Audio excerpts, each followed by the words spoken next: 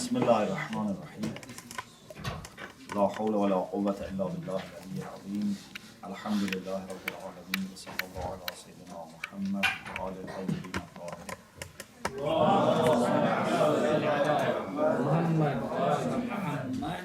اللهم أخرجني من ظلمات الوهم وأكرمني بنور الفهم اللهم افتح علينا أبواب رحمتك وانشر علينا خزائن علمك برحمتك يا أرحم الراحمين. About intention, we said that according to some writings of our contemporary scholars, it seems that for them the only time that an intention is acceptable, is satisfactory, is when it is to do something for the sake of Allah subhanahu wa ta'ala, to do something in order to get closer to Allah subhanahu wa ta'ala. And their writing suggests that if a believer does something not for the sake of Allah, or anything that a person who doesn't believe does, would not be useful because the intention is not satisfactory. So I said, it seems that according to Islam, we have much more sophisticated picture. It's not that either the intention is to do it for the sake of Allah, so it's valuable, or it's not valuable. We said that we have to distinguish between what can qualify you to go to heaven and what is useful. To be able to go to heaven, of course, one has to have iman, has to have faith and do righteous deeds. So if someone has no faith and does good things for people, for example, helps them, with, money, with health, with education, is a good person, a kind person, but doesn't have any faith, he would not go to heaven because iman is a condition. But this doesn't mean that his actions are useless. His actions have no value at all. In other words, we cannot say that if a person does not have faith, then whether he is good with people or not, whether he's kind with people or not, whether he's generous or not, is the same. No, they are not the same. Every little good that you do is counted. Maybe they are not enough to put you in heaven, but there are many other ways that Allah subhanahu wa ta'ala show the appreciation to people who do something good. We mentioned about, for example, Hatam Ta'i. He was a pagan, but very generous, genuinely. Hatam Ta'i, she was female? He was very generous. And he really was trying to help people, not in order to become famous, not to become praised, just genuinely he wanted to help people. In Islam, we see that there is appreciation for such person. Even Rasulullah treated his daughter, his wife, especially with very special courtesy because of what Hatam Ta'i did. Or, according to some sources, he would not be punished in hell because he was such a kind and helpful person. So we have to distinguish between these two aspects. One is who is able to go to heaven. Another is who is considered to be morally a good person compared to the people who don't have these good actions. You know, I said last week that Allah says, "Man ya'mal mithqala dharratin khayran yarah." Doesn't say every mu'min who does a little good will see. He says every person, man ya'mal. Or in the Quran, when we read about amal salih, in most of the verses of the Quran, you have iman and then amal salih. Many places. Amanu wa amilu salihat. But it is interesting that in several verses we have amal salih and then iman. For example, in Surah Nisa, chapter 4, verse 124, وَمَنْ يَعْمَلْ مِنَ الصَّالِحَاتِ مِنْ ذَكَرٍ أَوْ أُنْثَى وَهُوَ مُؤْمِنٌ فَأُولَٰئِكَ يَدْخُلُونَ الْجَنَّةِ. The one who does righteous deeds, whether man or woman, male or female, ذَكَرًا أو أُنْثَى, doesn't make difference. وَهُوَ مُؤْمِنٌ, while he or she is a believer, he will go to heaven. وَلَا يُظْلَمُونَ نَقِيرًا, and they would not be dealt with injustice even to the least. What do you understand from this? When it says مَنْ يَعْمَلْ مِنَ الصَّالِحَاتِ مِنْ ذَكَرٍ أَوْ أُنْثَى وَهُوَ مُؤْمِنٌ, it means that Iman is not essentially part of Amal Saleh, but it is a condition for يَدْخُلُونَ الْجَنَّةِ. Yeah? If in the definition of Amal Saleh, Iman was necessary, then there was no point in saying Man ya'mal min as-salihati min dhakarin wa untha wa huwa mu'min. We say wa huwa mu'min as a condition. It means that Amal Saleh is something that even a non-mu'min can do. A mu'min can do, a non-mu'min can do, but to be able to go to heaven, you should have Amal Saleh and Iman. Or chapter 20, verse 112. وَمَنْ يَعْمَلْ مِنَ الصَّالِحَاتِ وَهُوَ مُؤْمِنٌ فَلَا يَخَافُ ظُلْمًا وَلَا حَظْمًا. The one who does righteous deeds while he is mu'min. Chapter 21, verse 94. فَمَنْ يَعْمَلْ مِنَ الصَّالِحَاتِ وَهُوَ مُؤْمِنٌ فَلَا كُفْرَانَ لِسَعْيِهِ. The one who does righteous deeds while he is a mu'min, his efforts will be thanked. And in Surah Nahl, وَمَنْ عَمِلَ صَالِحًا مِنْ ذَكَرٍ أَوْ أُنْثَى وَهُوَ مُؤْمِنٌ فَلَنُحْيِيَنَّهُ حَيَاةً طَيِّبَةً. The one who does righteous deeds, whether he's a man or woman, and has faith, we will give them pleasant or goodly life. Hayat tayyib.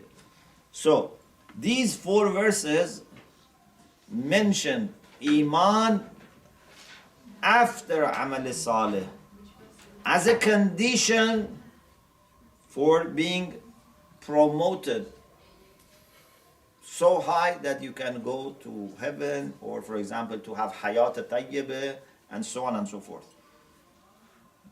But the implication is that Amal Saleh can be performed even by non-mu'min. But what is Amal Saleh? Is it just to do good action? No, with good intention.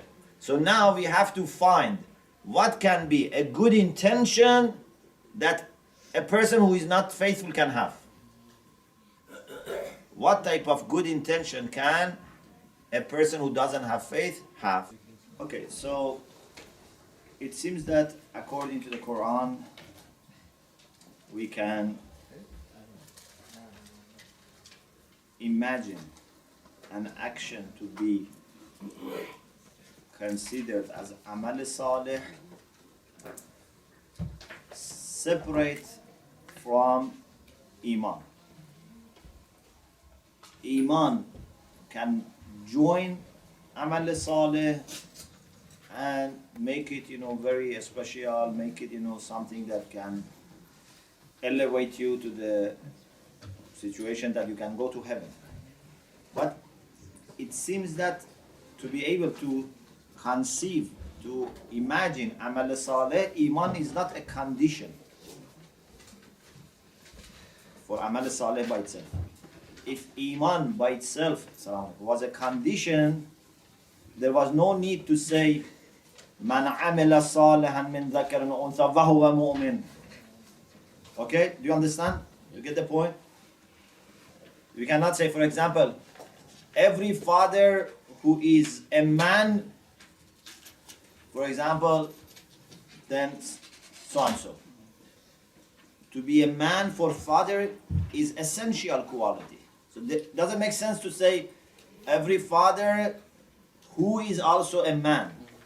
It doesn't make sense. Okay?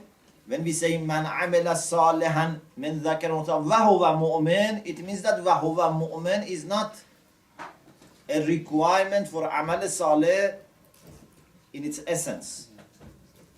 Okay? So, what is amal salih then? If you want to speak from a Quranic perspective, or if you want to speak rationally, as I will explain inshallah later, what is amal salih? What is a good action? It seems that every action which brings good outcomes to the world,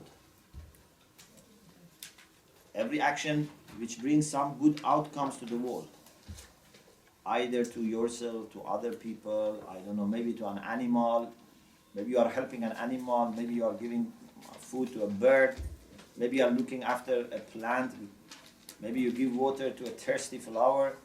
Everything that you do which brings good outcome to the world, first. And second, you don't have bad intention. You have good intention. You do it willingly, you do it intentionally. So there is intention, but intention is not a bad intention. For example, you just feel very sad to see someone is poor. If you see someone is poor and you feel sad and you help that person, this is a good intention. You see a bird is, for example, in a very cold weather, not able to find food. You help that bird. Not to show off, not, to take a picture and say to people, look, I'm a very kind person, I even look after the birds. No, you love to help. You cannot, relax when you see even a bird is hungry. Okay? So this is a good intention. The action is good because you are helping. The intention is also good. So this is amal salih. Yes, if you want to reach hayat tayyiba, you have to have iman as well. Man amila salihan min dhakarin wa untha wa huwa mu'min falanuhyiyannahu hayatan tayyiba. But it doesn't mean that if you don't have iman, this is not amal salih. This is useless. This is a Quranic discussion, but even from a rational point of view, when we consider two people, one of them does not do anything, okay? He says, I don't help people, I don't help animals, I don't help birds, I don't do anything. Okay. Another person is a very kind person. He goes and helps orphans, he helps poor people, he helps homeless people, he look after animals, but he doesn't have faith. Are these two people the same? A person who is not even spending, 1 penny or 1 minute on people, on animals. Another person who does all these things, although he's not a mu'min. They are not in the sight of Allah subhanahu wa ta'ala the same. They are not from a moral point of view the same. For sure there is a big difference between these two. Someone is just concerned about himself, and someone who is concerned about other people. They're not the same. So we cannot say that if you don't have the intention of seeking closeness to Allah subhanahu wa ta'ala, then it is useless. No, it is not useless. Either two people, one has done lots of good things with the intention of doing good things, and the other one has not done anything, or one person, when he does and when he doesn't. For example, today, I help people, I help animals out of love only, not for the sake of Allah, out of just love. Tomorrow I don't do these things. Are these 2 days the same? No. So whether two people or one person in two different circumstances, you cannot say they are the same. So, in my understanding, in order to have a good intention, it is enough. In my opinion, it is enough that you have at least the intention of doing something just because you find it morally good. Even this much is enough. Why I do this? Because I think that morally this is my obligation, or morally this is better. I do it for the sake of goodness of this action. This is enough. Why do you help this poor person? I can say different things. But if I have at least this much, that I help a poor person because this is a good thing. This is something that a human being is expected to do. This is something that I do out of love, out of mercy, out of sympathy. This is good. So you should have intention, and at least the intention is that I want to do something good. But you can have higher levels of good intention. You can say, I do it for the sake of Allah subhanahu wa ta'ala. I don't, have any intention other than getting closer to Allah subhanahu wa ta'ala, other than pleasing Allah subhanahu wa ta'ala. Okay, that is also very important. But it's not that if someone doesn't have this, then it's useless. I gave you last week some examples. For example, we said about parents. We said parents, even if they are not believers, we appreciate what they do. Islamically, we have respect, we have appreciation for parents. Even if they have not become parents and they have not looked after their children because of Allah subhanahu wa ta'ala. Maybe they are kafir, but still we appreciate. Or the parents who are Muslims, it's not that every Muslim father or mother has become father or mother for the sake of Allah. Yeah? How many things we do for the sake of Allah? Normally, we only do our salat and fasting and hajj for the sake of Allah. But then, to get married, to have children, to buy a house, everything we do is for our own sake, not for the sake of Allah. Yeah? Most of people I'm talking.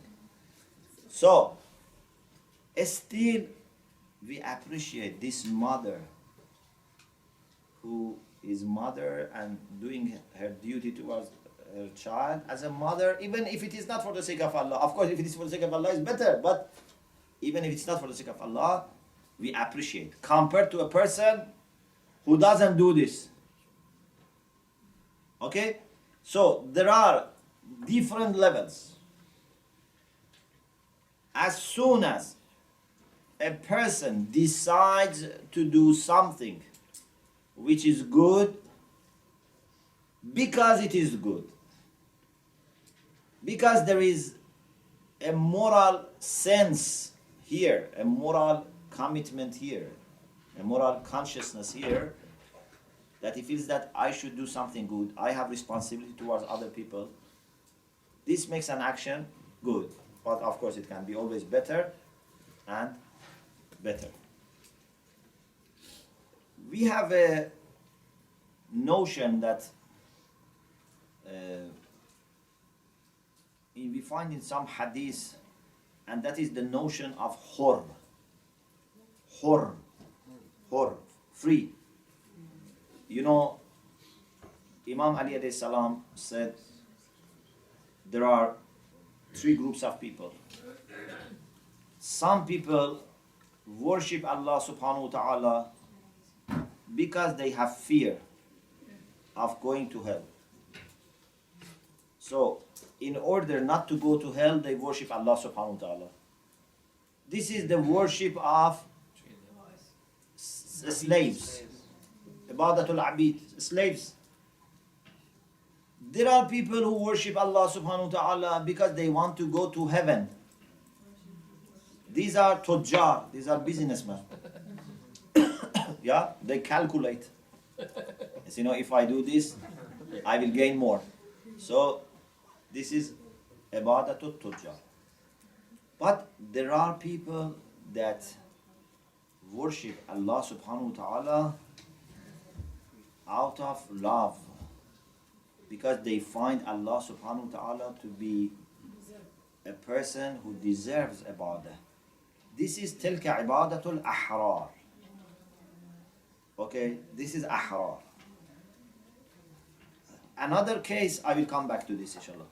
Another case is what Imam Hussein alayhi salam said on the day of Ashura. This was said by Imam Ali alayhi salam.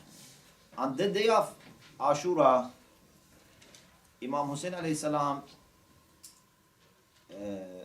told to the people in the army of Umar Sa'ad when they were attacking the tents of Ahlul Bayt, إِلَّمْ يَكُنْ لَكُمْ دِينٌ وَكُنْتُمْ لَا تَخَافُونَ الْمَعَادِ فَكُونُوا أَحْرَارًا فِي دُنْيَاكُمْ. If you have no faith and you have no fear of the day of judgment, be noble and free in your worldly life. What does it mean? It means that sometimes you are a religious person, a person who fears God. Okay? Because of your piety, because of your faith, your God-fearing, you observe moral responsibilities. But sometimes you have no faith. Okay. This doesn't mean that when you have no faith, then you can do everything. Or whatever you do doesn't make any difference. No. If you have no faith, at least be a good human being. A person who acts morally. So, who are ahrar? Who are free people? Who are noble people? These are the people who do good things because they find them to be good. Even maybe religious people also can do this when they worship Allah subhanahu wa ta'ala. Ibadatul ahrar. It means that I worship Allah subhanahu wa ta'ala not because I am religiously asked to do it. I worship Allah subhanahu wa ta'ala because this is something that I find by my conscience to be good. Okay? For example, Allah has been very kind to me. Shouldn't I be grateful?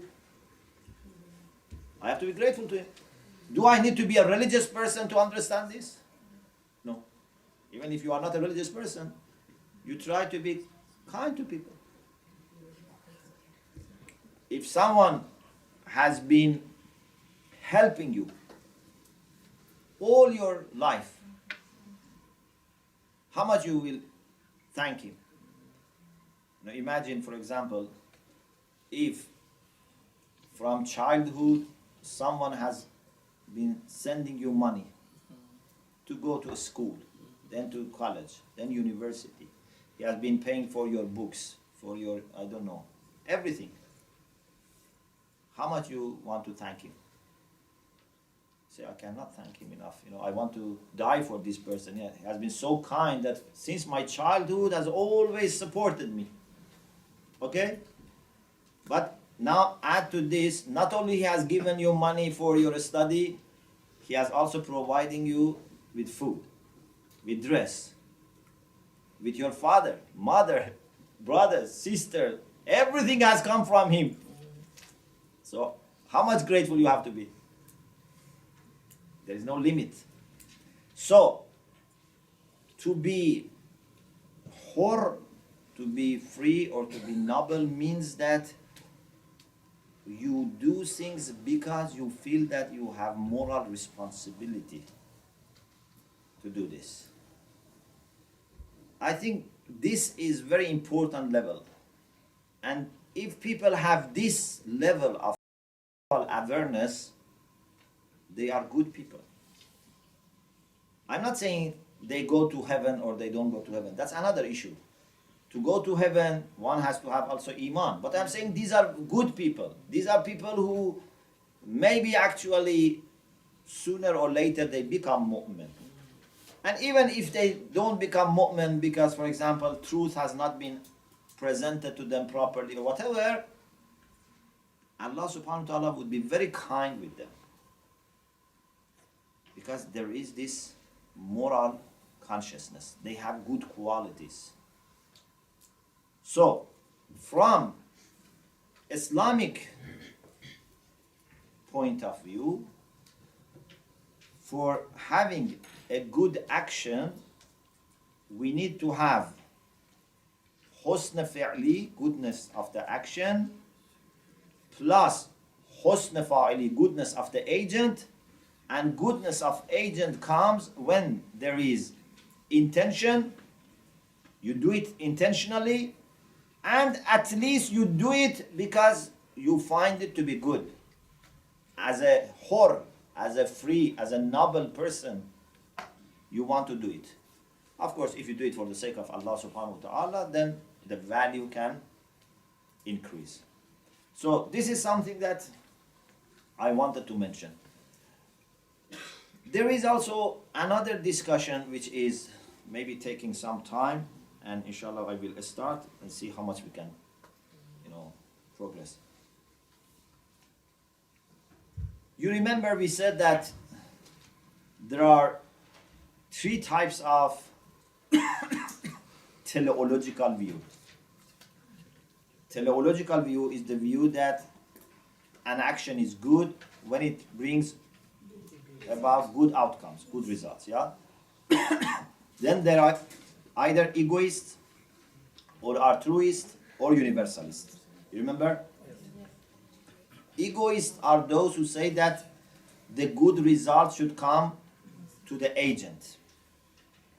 Altruists say that the good result should go to others, not to the agent. Universalists say it doesn't make difference.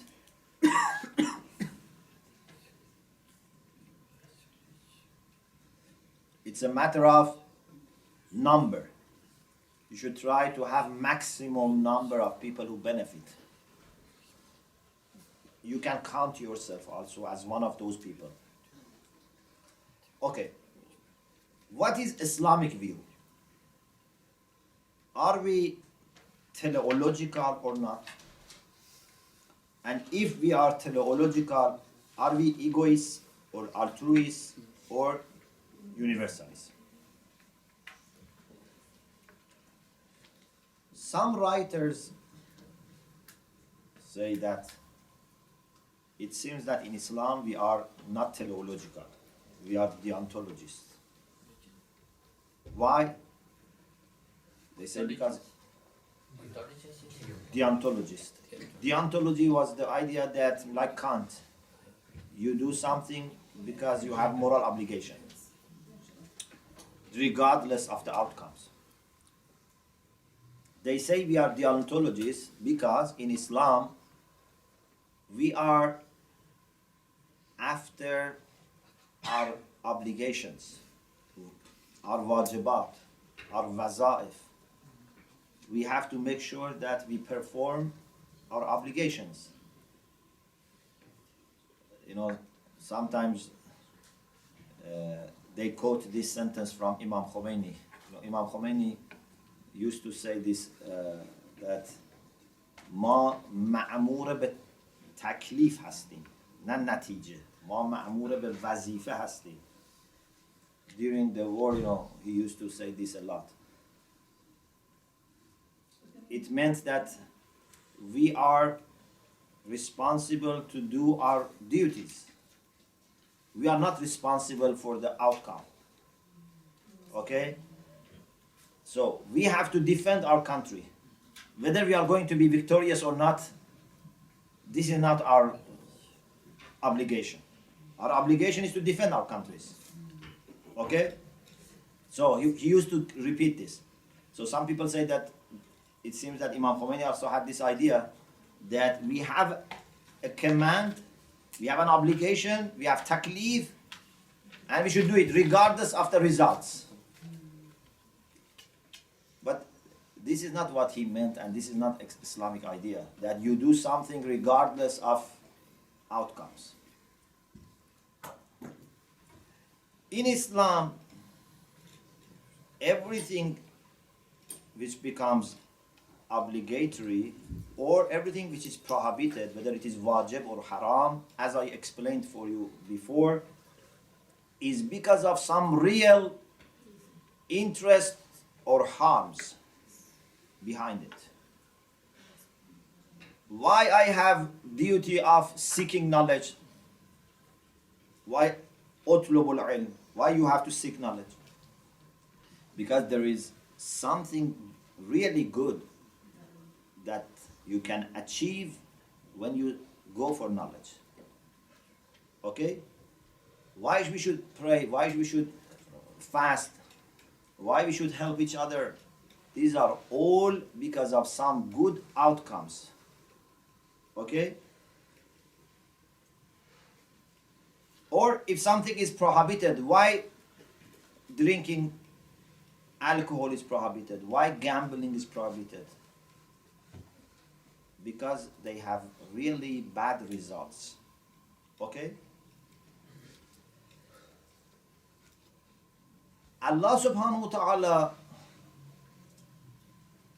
in his legislation, considers all these interests and harms.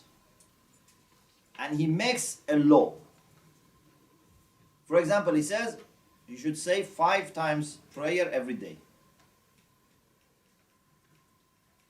When he makes this law, then it's not to me and you to calculate again and say, it seems that today 5 times a day, prayer is too much. It doesn't bring that result. Or it's too little. We should make it wajib to make it 10 times a day. Because what is the result? We want to have, for example, closeness to Allah. We want to avoid fahsha and munkar. Inna salat tanha anil fahsha wal munkar. So we say, okay, we calculate, and now it seems that if we want to have that result, we should have more or less. It's not up to us. Allah has made this. You are here only supposed to do your wajib. You do your taklif. This doesn't mean that the taklif by itself was not based on the outcomes. It's based on outcomes, but I cannot measure the outcome. I cannot say, for example, this year we should give, instead of 20% homes, 25% or 15%. If we want to have the same result. Because of inflation or whatever, we should, this is not our job. Allah has made these calculations and then has made a law in general. You know, when you make a law, it has to be general. You cannot, let people to change it. Although maybe in reality there are changes that have to be taken into account. But if law is not general and we let people to adjust the law, then the law becomes useless. For example, say in motorway you have to drive, for example, 70 miles. Maximum speed is 70 miles. Someone says, I am very good in driving. I didn't have any accident before. I am actually, myself a person who train other people. I can drive 90 miles and be as safe as you driving 70 miles. Say, sorry, we cannot allow, these kind of exceptions. Yeah? When we want to have a law, we have to agree on something as average and fix it. Okay? So, in our religious obligations, we don't start measuring the outcomes and the results if they are fixed by Allah subhanahu wa ta'ala, because then we would not have any point that we can agree if we make it subject to people's opinion and people's estimation and adjustment and so on and so forth. We have to agree. But this doesn't mean that we totally ignore the outcomes. No, the legislation of Allah itself was based on these outcomes, on these good interests or avoiding harms. Okay? So, when you have to, for example, in the case of what Imam Khomeini used to say, when you have to defend yourself, for example, when you have to stand against injustice, then you carry on. You don't keep every day counting, whether it is useful or not. But the same Imam Khomeini, when he realized that there was a point that continuing the war was not producing, overall good result, he accepted the ceasefire. Okay? So it means that he was not a man who was closing his eye and not looking at the reality and what is happening and what is the interest of Ummah, what is not the interest of Ummah. He said, we say one thing and we keep repeating this. No. He meant that it is not our job to change Allah's rules, but if Allah subhanahu wa ta'ala himself has different rulings, we have to be open and alert. A time comes that then Allah doesn't want us to go for war. Allah wants us, for example, to accept, ceasefire. So, if we want to understand Islamic theory of ethics, it seems that according to Islam, we are teleological. For us, everything is good if it has good results. These good results can be good results for ourselves in dunya, can be good results for ourselves in akhirah, for other people. We will talk about this later. But what is important is that results are very important for us. One session I mentioned this before, about masalih, mafasid, mulzameh, ghayr mulzameh. You remember we talked about this before. Now let's move on to the next question, which is more difficult. To whom these good results should belong? To me and my group, my family? So are we egoists? To other people and not me and my group and my family, so we are altruists? Or to anyone? Here again, some people have thought that we are egoists. They say that from a philosophical point of view, this is very common among Muslim philosophers, that human beings are made in the way that they do everything out of self-love. Hubbu dhat. Hubbu dhat. This is something you find it among many scholars.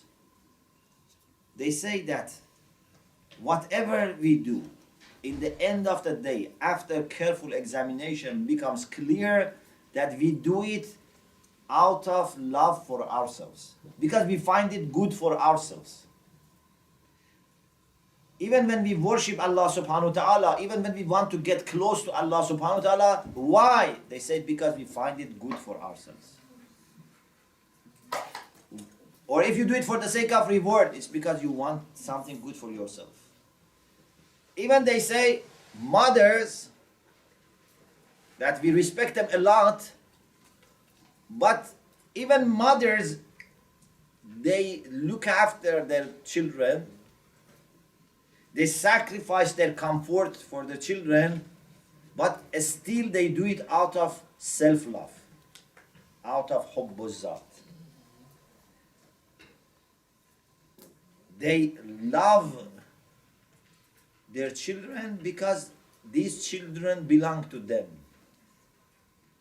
Why mothers don't feel the same with respect to children of other people? Huh? You see that, for example, a mother, if her child is crying, the mother wakes up. But for example, if someone hears someone is crying and wakes up and says someone else's child is crying and goes back to bed, Alhamdulillah, it's not my child. They don't have that kind of attachment that they have to their children, to other children. Of course, I'm not saying there is no sympathy or whatever. I'm saying it's not the same. Sometimes even people don't care about other people's children. Some ladies care, of course, but it's not the same. I'm just explaining. This is not my opinion. I'm just explaining. So, they say that everything, even mothers do for the sake. Even martyrs. Why martyrs give their life? They give their life again because they want to get something greater. But again, they want something for themselves. Okay? So, they say it's impossible for human beings to do something unless they find it to be good for them. If they don't find it good for them, they don't do it. And there are also some people in Western, thinkers who say the same. They say actually human beings are by nature interested only in their own interest. They call this psychological egoism. Psychological egoism means that this is our psychology. We cannot think differently. We only do things when we find them good for ourselves. Okay? So, then you may say, does it mean that we are all selfish? Say no. Selfishness is different. Those who are selfish are not really doing good to themselves. For example, we have only a cup of water here. Okay? You are thirsty, I am also thirsty. If I am selfish, I take this water and don't give you the water. But if I have that egoism that we are talking about, still I may give you water. Why? Because I believe by giving you water, I gain something more than water. So still I am thinking about what is better for me, but I can give water. Do you understand the difference? So it's not that we are selfish. We can, be sacrificing. I give my money, I give my time, I give, my convenience, even my life to make people happy, or, to defend, for example, people who need help. Everything I can do for them. But in the end of the day, I think that by doing these things, I can gain more. You understand? So it means that we are always calculating. Those who are selfish, they are short-sighted. They want to get something very quickly and immediately. So, let me take this water, let me take this money, let me take, this, money of people. They become greedy, they become selfish. They don't give anything to anyone, they become miserly. But those who are really interested about themselves, they understand that by being generous, by being kind, by being helpful, they can gain more. You understand? So, to be egoist does not mean to be selfish, but it means that you are interested in your own goodness, maybe long-term goodness. Maybe not in dunya even, something in akhirah. But still you want something good for yourself.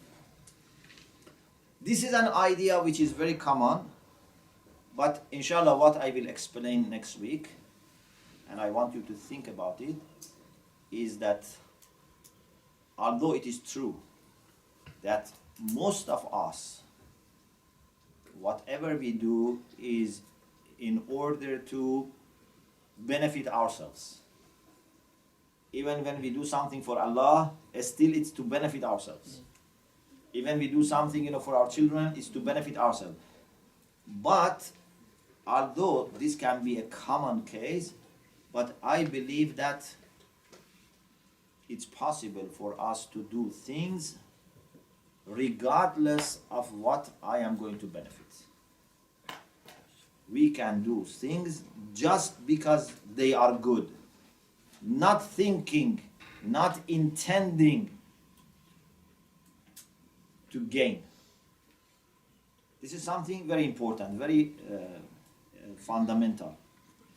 And inshallah, we'll discuss about this later to see whether there is such a potential in human beings to forget themselves, or no, we have to always think about ourselves. وآخر دعوانا أن الحمد لله رب العالمين.